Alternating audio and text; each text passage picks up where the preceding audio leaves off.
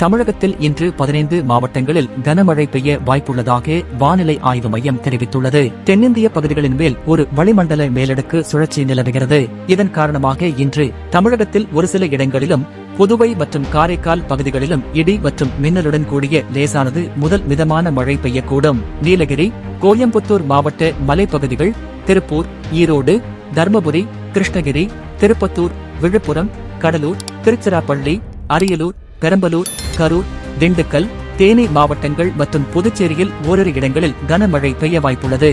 நாளை தமிழகத்தில் ஓரிரு இடங்களிலும் புதுவை மற்றும் காரைக்கால் பகுதிகளிலும் இடி மற்றும் மின்னலுடன் கூடிய லேசானது முதல் மிதமான மழை பெய்யக்கூடும். இன்றும் நாளையும் மன்னார் வளைகுடா பகுதிகளில் சூறாவளி காற்று மணிக்கு 45 முதல் 55 கிலோமீட்டர் வேகத்திலும் இடையிடையே 65 கிலோமீட்டர் வேகத்திலும் வீசக்கூடும். தமிழக கடலோர பகுதிகள் மற்றும் குமரிக்கடல் பகுதிகளில் சூறாவளி காற்று மணிக்கு 35 முதல் 45 கிலோமீட்டர் வேகத்திலும் இடையிடையே 55 கிலோமீட்டர் வேகத்திலும் வீசக்கூடும். 9ஆம் தேதி முதல் 11ஆம் தேதி வரை குமரிக்கடல் பகுதிகள் மற்றும் மன்னார் வளைகுடா பகுதிகளில் சூறாவளி காற்று மணிக்கு 45 முதல் 55 கிலோமீட்டர் வேகத்திலும் இடையிடையே 65 கிலோமீட்டர் வேகத்திலும் வீசக்கூடும். தமிழக கடலோர பகுதிகளில் சூறாவளி காற்று மணிக்கு 35 முதல் 45 கிலோமீட்டர் வேகத்திலும் இடையிடையே 55 கிலோமீட்டர் வேகத்திலும் வீசக்கூடும் என்று இந்திய வானிலை மையம் தெரிவித்துள்ளது.